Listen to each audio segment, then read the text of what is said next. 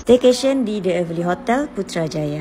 Dari Shah Alam ke Putrajaya tak sampai sejam pun. Kita orang sampai dalam pukul 1 lebih macam tu dan pukul 2 kita orang dah dapat check-in. Waktu check-in dia sepatutnya pukul 3 petang. Bilik yang saya ambil ni family suite. Selain kelengkapan biasa yang selalu ada dekat bilik hotel, family suite ni dia datang dengan small pantry, siap ada microwave dan coffee maker sekali. Ada satu katil queen dan satu katil king, memang sesuai lah untuk family. Meja makeup merangkap meja kerja pun agak besar juga, jadi selesa lah nak buat kerja kat sini. View pula dapat view Tasik.